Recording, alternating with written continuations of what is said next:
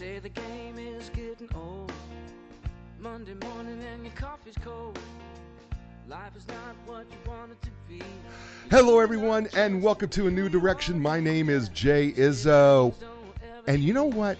Let me just, I got something here. First of all, you know, I say it every week, right? I've got the greatest guests in the world. I mean, I got the best-selling authors from all over the world that join us, right, on this show. And today is no exception. I've got Joe Yazbeck, right? He wrote this book entitled No Fear Speaking. And I'm going to tell you something. All right, I am a professional public speaker just like Joe. He is outstanding. He's not just a professional speaker. He's an educator of professional speakers.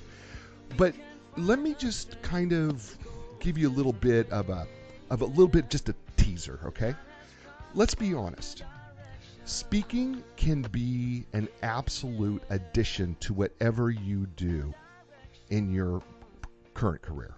I don't care what it is, whatever your current career is, if you can speak publicly in front of people, you just added value to your career. It doesn't matter what you do. I don't care what your field is. If you can speak in public and your boss knows it, or your CEO knows it, or the founder of your company, or whoever you work for knows that you can speak publicly and you can speak well, you've just added so much value, not only to yourself, but you've added value to the company. Joe Yazbeck, he is the king. I'm just telling you, he is the king of being able to educate people how to overcome their fear of speaking. And we're going to talk about that fear of speaking, right? Because as so many people out there know, right, speaking can cause a lot of issues, okay? I mean, fear being the biggest one. Joe's going to talk about that. But if you are also, I want to just say this, but if you are also a professional speaker like myself, I'm just going to tell you this book, which I'm holding up on camera right now that people on the podcast can't see, but the people who are watching us live can see. No Fear Speaking. I'm just going to tell you, if you're a seasoned speaker, this is the spring training book. All right. Do you know what I mean by spring training? You know, when baseball gets started before April, right, and they're up down in Tampa or they're in Arizona, wherever they're playing in spring training, you know what they do? They do the fundamentals, and they go over them over and over and over again. Why? Because fundamentals are an absolute critical to being successful in your career, critical to being successful in everything. And so often we neglect the fundamentals. This book is the spring training of speaking. And so even if you think that you're a great speaker, let me just tell you what, this book is going to help you become even better. Before we get to that, though, right? See, I teased you, didn't I? Before we get to that, let's do what we do every week, and let's check in with you in the 4 areas of your life. You know how I believe, right? I believe that we are 4-part people. We are physical people, mental people, emotional people, and spiritual people. And so let's just check in right now with you out there, right? Everybody who's listening to me, whether in your car or, you know, watching me or wherever you're at, right? I just want to check in with you, right? On a scale of 1 to 10, 1 being miserable, 10 being outstanding, where are you at physically? All right. Where are you at? Where is that number for you, right? Maybe you're feeling a little under the weather, so that's making you feel a little bad. But maybe you're not taking care of your body like you should, right? I mean, the one thing that Joe's going to point out here is, you know what? You need to take care of your body. You need to look good on stage. You want to do this? Get yourself in shape, right? Nobody wants to hear you breathing loud, you know, because that's just not good. That's not good etiquette on stage, right? Nobody wants to hear that. So how are you doing physically? You know, do you got your hand in the bag of chips? Is it way too deep? I mean, does the grease go up to your elbow? If that's the case, you got to stop that. Okay, we need to do that, right? We need to kind of maybe get some exercise. We need to start eating right. We need to change some things. You know what they say, right? Abs are made at the dinner table. They're not made in the gym, right? I know everybody wants to think the gym is so great. Well, you know what the truth is? The best place to start where your abs are is at the dinner table. So why don't you check in? How are you doing there, right? And then what are you going to do about that? Whatever that number is. If your number is a 3, what do you do to get to a 4? Because I don't expect you to go from a 3 to a 10 in any area of your life, right? But I want you to have a plan to go from a 3 to a 4 immediately, okay? All right, so you got your first number, your physical number. Let's talk about where you're at mentally, right? What do I mean by that? Well, what are you feeding your brain? Right? We got 2 halves of the brain. We got a right side of the brain. We got a left side of the brain. The right side is our creative side of the brain. The left side is our logical side of the brain.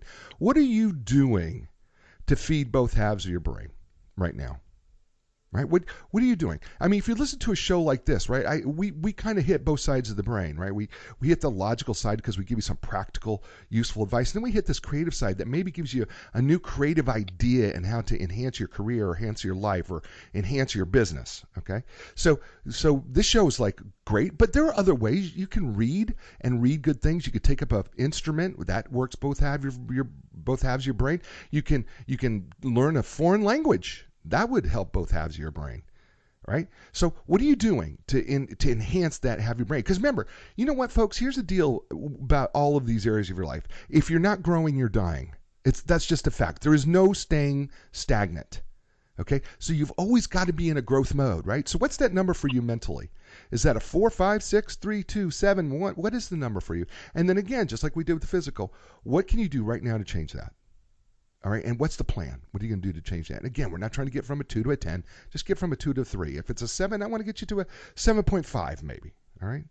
And then thirdly, how about emotionally? Same scale, 1 to 10, 1 being miserable, 10 being outstanding. How are you doing emotionally? Many times we call this the emotional quotient or emotional intelligence. And basically, it encompasses a whole number of things, but let's just simplify it down. The first part is, how well are you able to control your own emotions? Right?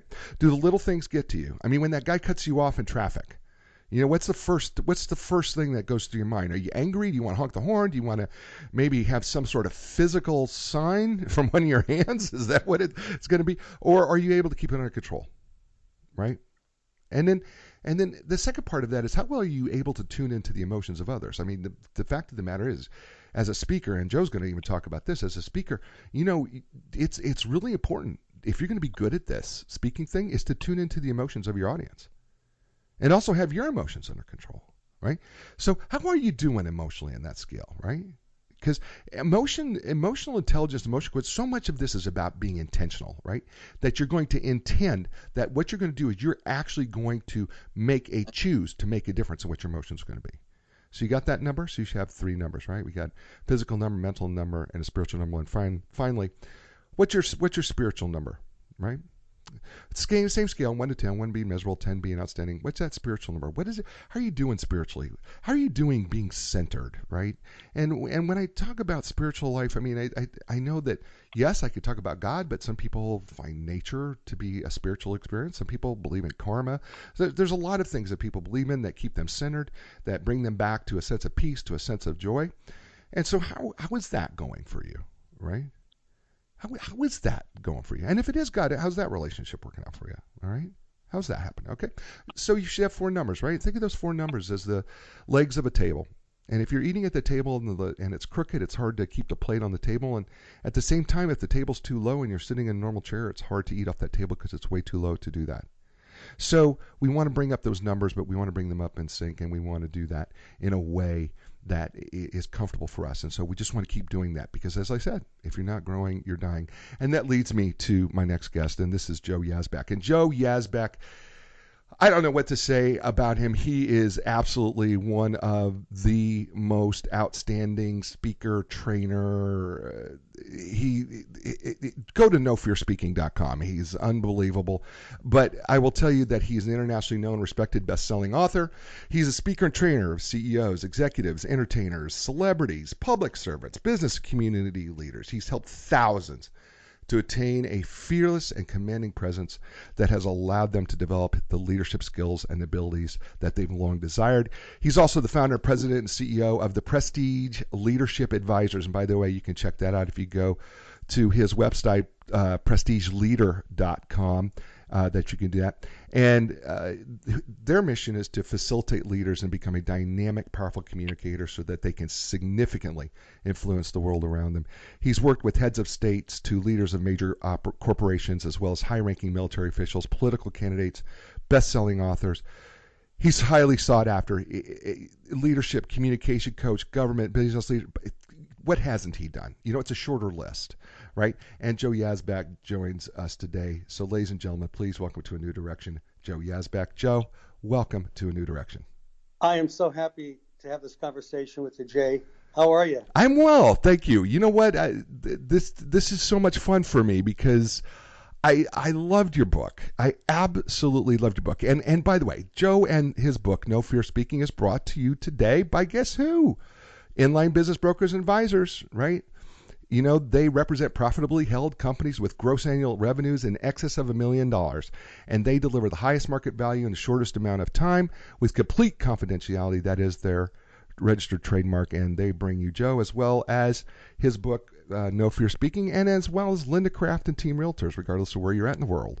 They can help you find the right real estate professional to help you sell your home or buy your home. And if you're in the Research Triangle Park area of Raleigh, Durham, and Chapel Hill, North Carolina, you can visit them in person and find out why they have legendary customer service. And shout out of the t-shirt shout out of the week, we give out to the person who sends us a free t-shirt, and we want to thank Southern Stone Supply of Raleigh, North Carolina, located in Raleigh with an extensive portfolio of products including natural stone, manufactured stone, and accessories for residential and commercial projects. Please feel free to stop by their showroom so they can show you around.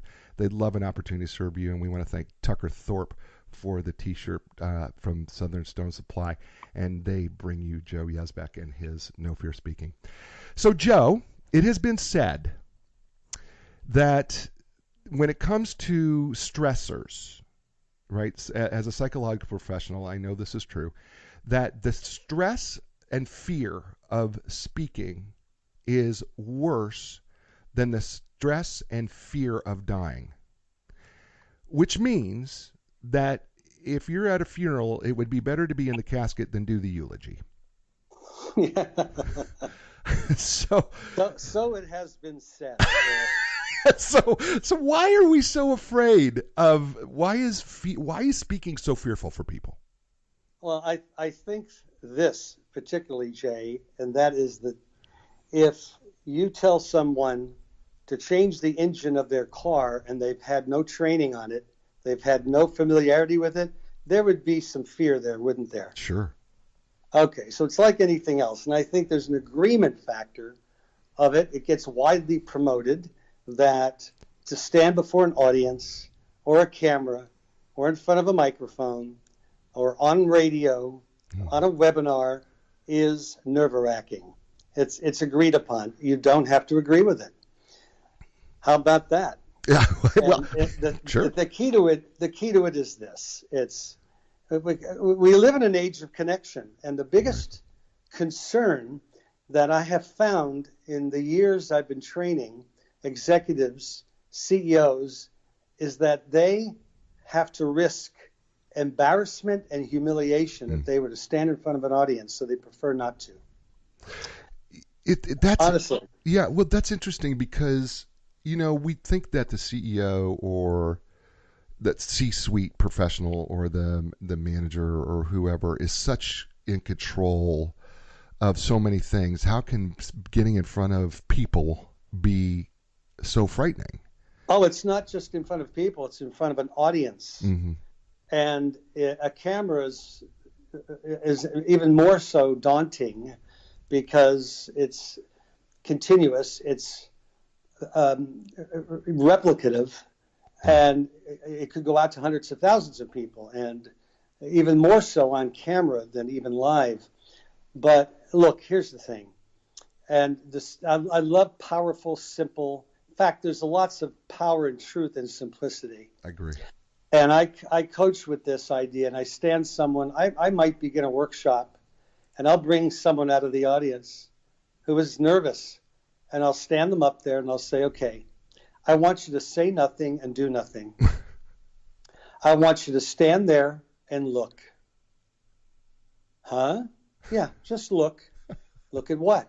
Well, look at anything, but look out. Right. Well, what do you mean?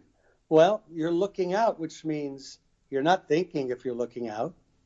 You're not in your head, right. Because if you're in your head, you're not creating any space to include your audience. If you're thinking, you're not creating any space to include your audience. And so really what it gets down to is look at them looking back at you. You can do that drill, and I've done this drill in Hollywood. I took people that were the toughest, most difficult at stage fright. I brought them into the Cinerama Theater, which was on Sunset Boulevard. It's a movie theater, 180-degree screen, one of the largest in the country, 5 or 6 different aisles, and I got permission from the box office to have these 5 or 6 of my clients to walk in, have their backs face the screen before the next show began while people were filing in. And their drill was this: stand there, do nothing, say nothing, look at them walking in, look at everything. Okay? And you could see beads of sweat dripping from their fingertips to twitches in either eye or both. They had no idea they were swaying like a pendulum. Right. And the longer they did it, the easier it got. You saw the manifestations, the physical manifestations start to lessen and reduce. The more they were able to be there and look. Right. And that's really the first step, is you've got to be willing to experience people in front of you. And so one of the most powerful things to do is to go anywhere where there's people and look at them. Literally just stand there and look. And don't think, look at textures, sizes, shapes, colors, lines, anything of that nature. Go into a movie theater yourself. And when you walk in to the side, you're looking up and there's people sitting there before the movie starts. Take 5 minutes and just have them in your space. It really is the willingness to have and experience people in their seats looking back at you. Mm. That's the first step. That is an exercise. That is a drill. Right. I'll tell you. You talked about something very important before about training, and talked about athletes and what athletes do and basic training and all that. I have to tell you, my training is very much like athletics or performing arts. And what you do and when you're coaching is you want to see that play again. Let's see it again. Let's do it again. Let's do it again. Let's do it again. Let's repeat it until it's second nature. You don't have to think about it, and it's natural, and you've got it down. Right. You see, yeah. And you could take the tools apart and get each person to really exercise each tool, and when they've got all those tools sharpened, why they become, in the long run or the short run, a very dynamic, confident speaker. See, we're talking with Joe Yazbeck, author of the best-selling book, No Fear Speaking, available at Amazon, your favorite bookstore. Check him out. It's called nofearspeaking.com. And also, please check out his other website that's absolutely fantastic. It's prestigeleader.com. Make sure you check that out. And again, the book is available on Amazon, and it's also available in any bookstore anywhere. If they don't have it on the shelf, ask them why, and then tell them to put it on there immediately, and tell them to face it out. You don't want to see the binding. You want to see Joe's face smiling back at you. That's what you want to see. So you tell your bookstore that we want to see No Fear Speaking. It's also available on nofearspeaking.com. They can order it off our website. Oh, yeah, sure. I overlooked that. My bad on that one. Yes, okay. You can go to nofearspeaking.com and you can order the book directly and as well. And Joe can do that. And I think it's available in both hardcover and paperback, correct? It's yes, hardcover, paperback. And by the way, I've got it now in 8 published languages. Okay. Yeah. Awesome. Perfect. So is it available ebook? Is there an ebook? Yes, it is available in ebook. And there's also a quick reference guide, which is a summary of all the charts, tables, and illustrations in the book in one easy reference guide. That's Perfect. Also available at nofearspeaking.com. Awesome. Yeah, and by the way, if you do get the book, and I'm holding the book up here if you're watching Facebook Live right now, if I'm holding the book up here, and by the way, there is a QR code in the back, and he gives you some opportunity to get some freebies as a result of purchasing this book. And it's a fantastic read, folks. I'm just telling you, the book is a fast read. I know, I'm showing the thickness of it. I know you don't think it is. I'm telling you, it is a very fast read, and it's just chock full of practical application. The book is absolutely fabulous. I don't care where you're at. If you're thinking about becoming a speaker, if you're afraid to speak, if you are a professional that speaks hundreds of times a year, you need to pick up this book. I'm telling you, the fundamentals are incredible. They're going to work. They will change you, and you will become more valuable as a speaker, as and whatever your career is whatsoever. One of the things that you talk about in this book, and I love the fundamental aspect to which it is, and you talk about that there's some vital steps in speech preparation, right? And we talk about outlining and introductions and openings and bodies and transitions and endings and those type of things. But let's kind of walk through why it's so important, these vital steps, why it's so important when we're trying to prepare a speech. Give us a little bit of it, in a quick version of it. I'm not asking you for the full version, of course, but the Reader's Digest version. Or how about this? The Cliff Notes of the Cliff Notes of the Cliff Notes version. I'll be very simple. Yeah, it's very simple. Again, we'll talk about simplicity. How's this for complexity? An outline of a presentation has a beginning, a middle, and an end. Okay? So here's the first thing, right? Before you even start the outline or structure of your presentation, know your audience. Yeah. Know who they are, what their needs are, whether they're interested in, what do they want to know about. Okay? Can we stop there? Can we stop there for a second? Because I want to dig into that just a little bit. And sure. I know that because I don't think people appreciate. I use the term psychographic. Because it's a combination of demographics and the psychology of the audience. I don't think people, and you correct me because you train a lot more people. I don't know that people spend nearly enough time analyzing the attitudes, interests, opinions, psychology, where they're at in their audience before they deliver a speech. Am I wrong on that? No, you're not wrong. And I think that it is necessary to know as narrow a focus as you can. If I ask someone, who's your audience, they'll say, anyone who wants to buy my product. That doesn't give a specific. You can say, right. I want to speak with minority women who are searching to be entrepreneurs and need to be able to promote and market their services. Mm-hmm. Now, that's a niche. Right. Okay, if you want to niche it down even further, maybe, 25 to 40 age group. Right. Okay, something of that nature. Now you're able to formulate your messages a little bit more targetably. Right. You see. But also, I've had calls from my clients where, sometimes I remember getting a call at midnight my time. They were on the West Coast, ready to deliver a presentation to Joe.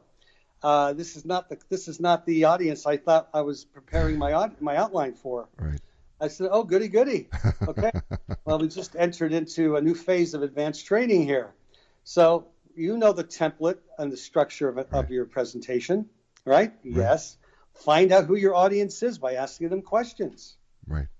You take a minute, 2 minutes, raise a hand, how many here, blah, blah, blah. What would you? In fact, you can get to demographically profile your audience while you're speaking.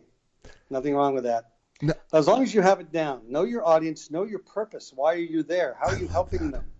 Are you enlightening them, and are you making them more aware where they can make a more informed decision on what you're talking about?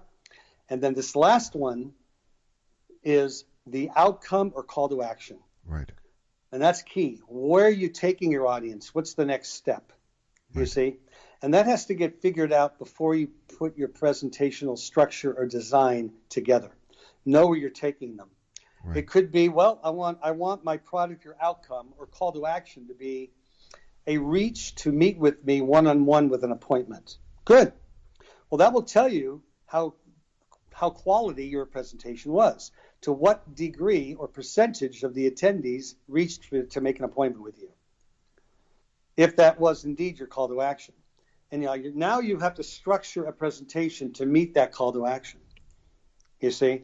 And the book itself describes the first 49 pages of the book. Part 1 is speech design. Right. And it is what I would call a universal template to put a presentation together no matter how long it is, how many people you have in your audience, or for any purpose. You can give a 1-minute commercial using that entire template, or a 3-hour workshop using that template. Right. The same template is usable and workable and applies. And by the way, folks, the template's in the book. I mean, he outlines this stuff for you in the book. All right. I mean, this isn't just something that he wrote about, right? No, literally, there's like places in the book where he like stops along the way and says, okay, no, I'm just going to, if you don't know what the template looks like, he literally has the outline for the template and literally outlines the template for you so that you could see it. It's all over. And he's got these materials that are just outstanding that you have access to. And I'm just telling you, folks, if you're looking for an all-in-one source to go, I don't know what I'm doing, well, guess what? He tells you what to do. And not only that, if you didn't pay attention, you should have, because Joe was actually giving you a tip. And he was saying, if you need something more, you can hire him. Just saying, right, Joe? They can hire you if they want. Absolutely. And we have, and you know what? I don't get involved in what you might call the classic sales process. I don't like it. Right. I ask a lot of questions. I really understand what the needs and wants are of someone who wants to speak. Right.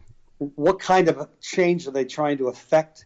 Right. How does becoming a dynamic, confident speaker help them to achieve their goals in life and in their career? I can tell you a lot of people will, without a doubt, learn these techniques in order to acquire more clients, increase their income, and expand their business. Right. It becomes a PR approach. Jay, it's interesting. When you're standing up on stage, people are literally looking up to you. Right. Okay? And it's not a PR image status kind of thing, right? But you do want, as an entrepreneur or as a business owner or executive, you want that reputation or credibility building so that you can be able to get your job done. Right. And I say that you become the brand ambassador to your own company because you are visible and you're publicly exposed to the public in a very highly professional way. Love that. Love that. Joe Yazbeck is who we're speaking with, and we have him for just a little bit while longer. And the book is called No Fear Speaking.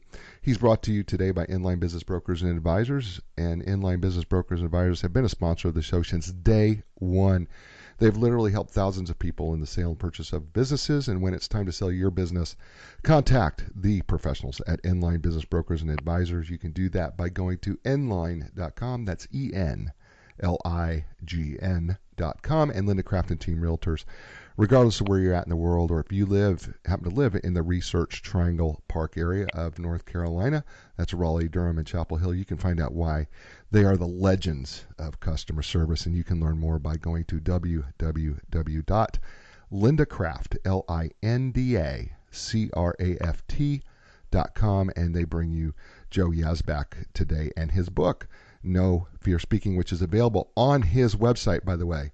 His website is nofearspeaking.com, and you can also learn his other website, which is absolutely fabulous as well, and that's prestigeleadership.com. And he would be happy to talk with you and tell you a little bit more about what they do and give you more in-depth when it comes to becoming a better leader, better communicator, and certainly a better speaker.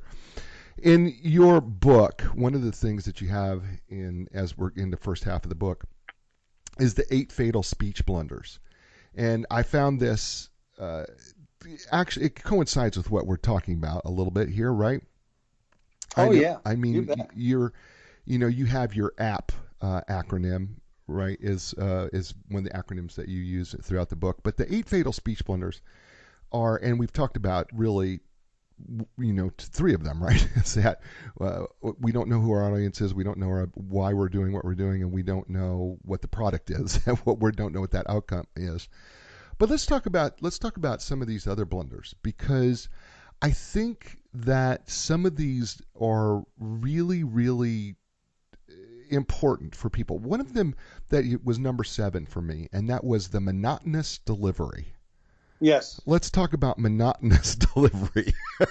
Yeah, let's talk about that, honestly. And those individuals who are keeping the same pace, same rhythm, same tone, same cadence, same emotion, sameness is monotony. Anything the same, continuous, is monotony. Right. And so the opposite of this is varying or variety, right? So what do we do? There are some phenomenal exercises that in our training center to help to get the oil can out, as they say, or flex the rubber band, stretch it out, because these are really performing arts skills, Jay. They are. It's really, speaking is a performance art. So your voice, you can lower it. If you had to whisper, it gets attention. You see, if you raised it, if your tone changed, if you changed the rhythm of your speech, if you slowed it down, it might get a melodramatic pause will create variety. You see, the key is that monotony will become, in the long run, boring. Oh, and the last thing you need is boring. You can't fake variety either. No, I agree with that. You can't have a contrived presentation where it's you're trying to be excited, hypey. It's called hypey or ranting.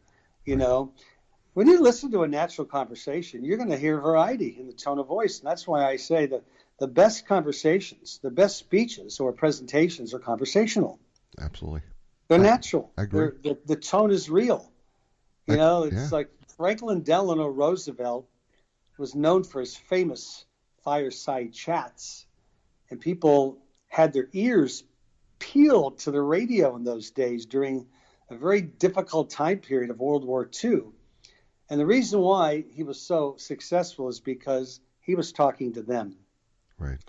He wasn't giving a speech. He wasn't prepared. And, there are public servants that must look at a teleprompter, and they're terrible at reading it, because they look like they're reading it. Right. They sound like they're reading it. Yes.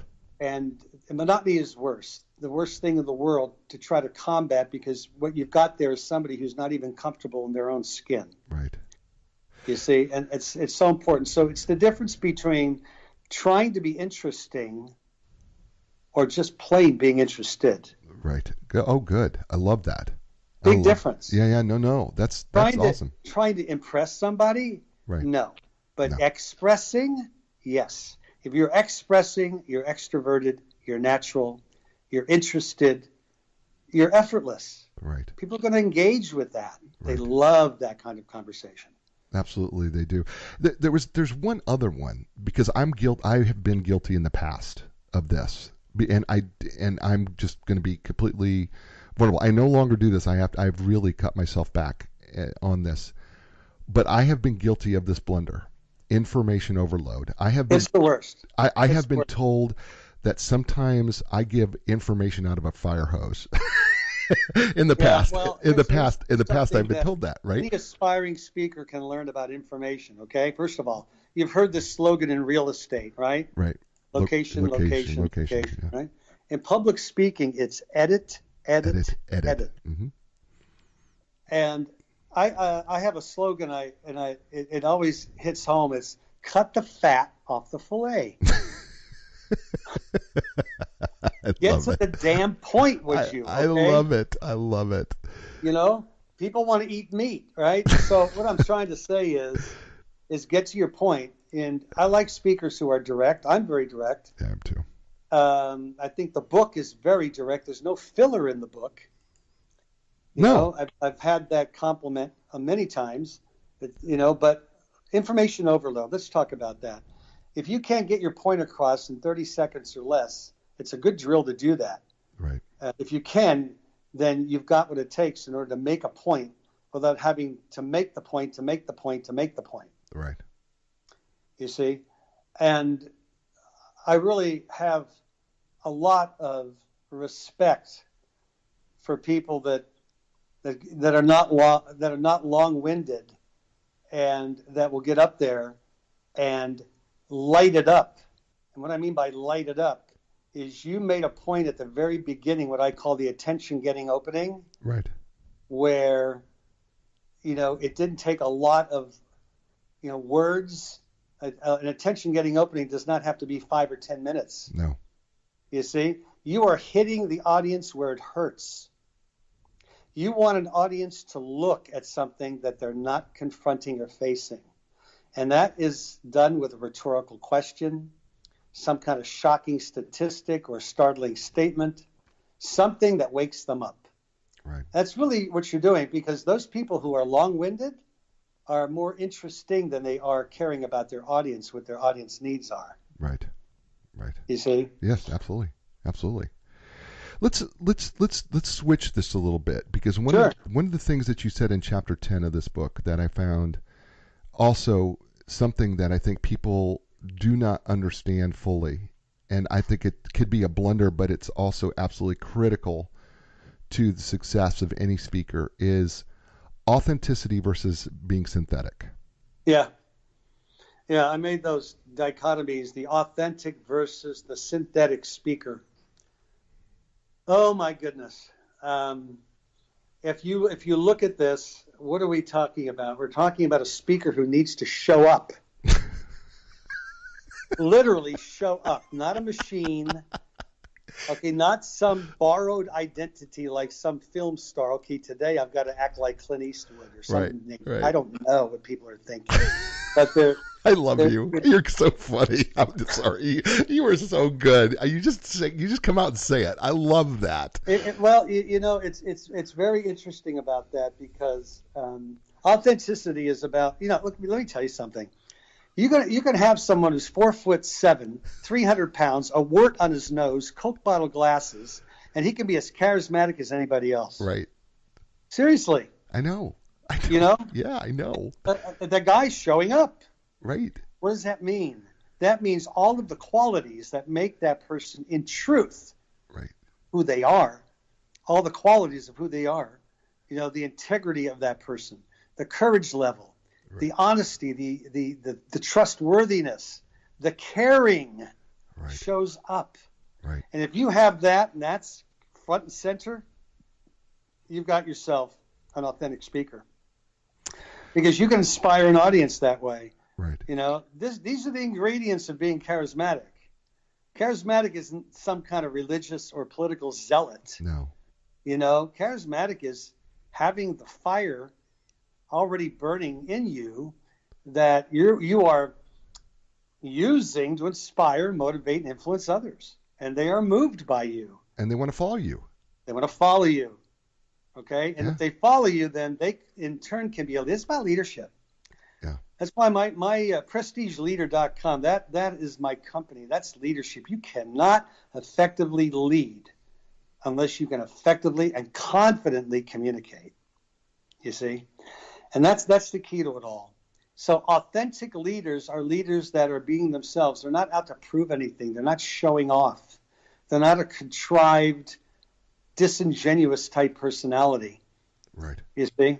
And, it's effortless rather than forced. It's natural rather than artificial.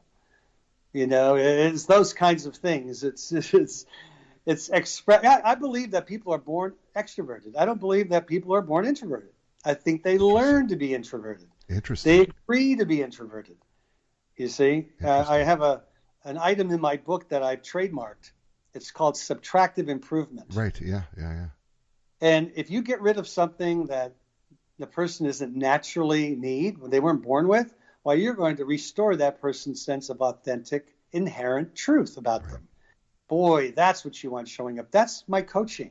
That is the direction where I take my coaching, where I really get to understand someone, who they are, what they believe in, their convictions, and I help them overcome what's in the way of having them unleashed. I love that word. I do too. Unleashed. I do too. I love that. You unleash someone. You're unleashing them from something trapping them. Right. Now they can truly make a difference in front of an audience or a camera. I am such a fan of authenticity. The fact of the matter is I speak to, a number of groups and I wear my cowboy boots, my belt buckles, and it's just who I am. It's how I was raised on the farm, and I have a little bit of a southern twang. I don't have a major one, but I have a slight because I was in the Midwest and I live here in North Carolina. Mm-hmm. And was a farmhand originally and went to grad school and worked on my master's and PhD in psychology and spent time teaching and things like that. And I never was comfortable in a suit ever. Was I comfortable ever in a suit? Mm-hmm. And my career took off once I went to just be who you are. That's right. That's your brand. That's Jay. my brand. It is. Be true to your brand. You are. Yeah, and it's really amazing how audiences respond to me now. Even though I talk about psychological things, it's so interesting how just being me has actually helped my career. That's right. More than it's hurt it. Yeah.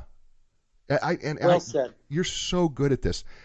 One of the other pieces that you talk about in chapter 14, and I think this is one of the hardest things for people, because I tried to do stand-up comedy for a couple of years when I was part-time while I was in grad school at Washington State University, and it's humor. I think humor is hard. Let's talk a little. I know we don't got much time, but let's talk a little bit about humor. All right. Let me say this. It has a myth to it that you try to be funny, you will not be funny. That's a myth. Okay. What's funny is you're expressing something without trying to be funny. Right. It's an anecdote. Right. It's a story. Yep. It's entertaining. Yeah. You don't necessarily have to have someone laugh from the gut. Right. Because it's a Rodney Dangerfield joke. Right. Okay. It is something that you're captivating your audience by taking them through an experience, and it's very amusing. It's entertaining. Right. That's humor. You see? Right. And that has to, I call it the yeast. It's the yeast. It's the lightness. It makes everything rise and be light. Right. You see? An expression on your face. It looks like you're enjoying yourself, or is it hard? Are you trying too hard? If you're trying too hard, and just take a look at the videotaping of your presentation. It'll tell you if you're enjoying yourself. Right. That's so true. Yeah. You see, and humor is it's very interesting. I find that there's some really hidden places for humor, and it's right in your audience. Right. And you could ask a question of an audience member. That audience member is answering the question about something that you had some reality with, and lo and behold, something funny happened in that exchange between you. Right. It wasn't rehearsed. Right. That's why it's so important for a speaker to be fully present in front of that audience and not try to get through their presentation, but to be really present and fully there, because there are gems waiting for you that haven't been prepared for. That's awesome. I know we only have a couple minutes. I know that we're coming up here to 45 minutes, and I know that you've got a hard quit. I want to try to squeeze in just a couple things, and then we're going to let you go if we can. Okay. If we can. Sure. The first is a quick story. I learned something several years ago. I was speaking in Las Vegas, and I was doing a presentation off my first book, and it was on social media and psychology and business. And I'm speaking to some of the highest paid real estate professionals in Canada and the U.S., and they couldn't get my presentation to work. It was working before, and for whatever reason it stopped working, and I had to deliver the entire hour without any slides. I love that. And it wound up being such a great speech, I stopped using slides. Yep. Not only did not have slides, I didn't have notes. Beautiful. And from then on, I have said I am a professional, and when people do their job correctly, they never bring notes to their job. Nope, not at all. And I'm an unscripted coach. I teach speakers how to speak unscripted. Yep. And you're taking your audience. You have to be, very good point, by the way. You have to observe. The great speakers are speakers that observe and listen to their audience. Mm. I mean, you can listen without a word being said. Mm. You can hear things, okay? And that's where you have to make the adjustments in your presentations, right? Right. But notes, and I call it death by PowerPoint. Yes, it is death by PowerPoint. It would be the worst for an audience. Yep, it is. But, left to your own devices, and I've had incredible breakthroughs with my clients, honestly. Some of them were chief technology officers of major computer companies that could not get out from having some kind of reliance on something, other than what they felt. And so when you take all that away, Now they're truly communicating with people. Right. Technologists particularly do not communicate well, and generally, I hate to give a generalized opinion, but they don't communicate very well to real public. Right. Real communication. It's all digital, algorithmic, and thinking. Right. And I could tell you that now, I can give you one example of the chief technology officer of Hewlett Packard that is one of my best friends now, went through my program a few years ago. And he realizes the importance of when he has meetings, he wants everybody in that meeting to know each other so well. They know what each other's vacations. It's like, it's personal, it's intimate. That's the audience. You need to know them well. And if you're going to work with someone as a team member, you want to have that exchange so well. He developed a video conferencing tool internal so they can do that. A brilliant guy.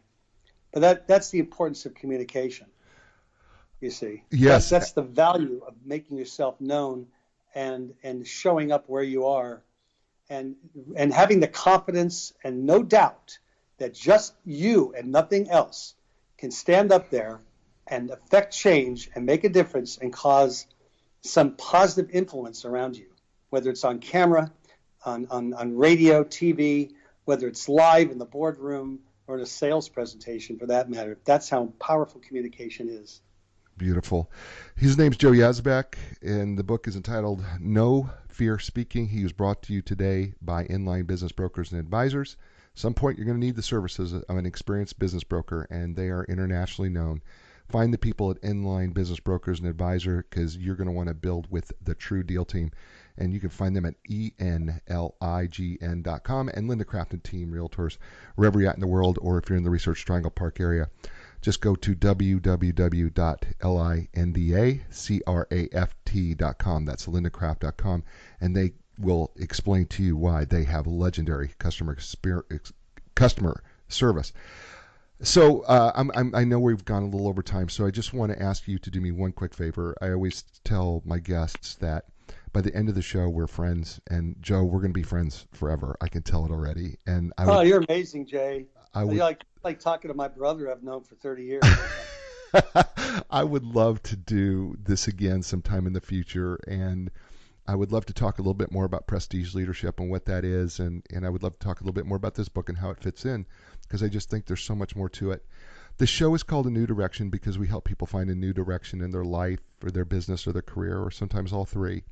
If you could leave my friends that listened to the show, and now your friends, a new direction, what would Joe Yazbeck, best-selling author of No Fear Speaking, what would he leave those folks with in terms of surround yourself with like-minded people. Open your eyes, your non-physical eyes, and you want to associate with people who have dreams to help others. I love helping people who help others. Yeah. If you're not helping people, what are you doing? It's all self-serving. We're put on this planet to help others. Yeah. And that's what I say. Watch the associations. You don't need to have a negative association. Positive people. Surround yourself with them. Surround yourself with people who know more in some ways that can help you as well. By the way, I'd be happy to offer a giveaway here. Sure, let's do that. Okay? Let's do that. Yeah, I'd be willing. Anyone listening, I don't know how they would reach into me, maybe through you, Jay. Sure. I would be happy to send them via email my ebook. Okay. So can I put your email? Is it okay if they email you directly, or can they go to your website directly to do that? How would you like? They can go to my website, and there's a contact page on the website. Okay, we'll put that on. We'll put that on for everybody. Okay. And they can say I was on Jay's show, and I'd like a copy of your ebook. Okay. All right, folks, you heard it. So what I'm going to do here is, if you put down I was on A&D, which is a new direction, or a new direction, or with Jay, and you heard the show, he's going to give you a free book. And I've got people on Facebook Live giving you hearts. They're giving you some love, okay? There's people right now giving you some love as soon as you said that. All right, now you're getting to me. Now my heartstrings are being pulled, right? Listen, I always am open to a complimentary coaching session, either online or by, Skype or what have you. So sure. I'm open. I'm very accessible. My team is very accessible. So I open our our hearts to everybody. Thank you for opening yours. Thank you. And more hearts have just come up. They're just popping up on the screen. Ladies and gentlemen, it's the show. This is the book. It's called No Fear Speaking, and it is Joe Yazbeck, and he could not have been more gracious. Folks, as we close the show, I want to say the same thing that I say to you every week, and that is be inspired, because when you're inspired, you can inspire others, and when others are inspired, they can do the same thing to so many other people, and we can change the world that way, and that's going to be an awesome thing. So until next time, next week, we get together with another fabulous author and another something insightful that's going to help your life or your business or your career. We'll see you next week, and so you know what I say every week? Ciao, everybody.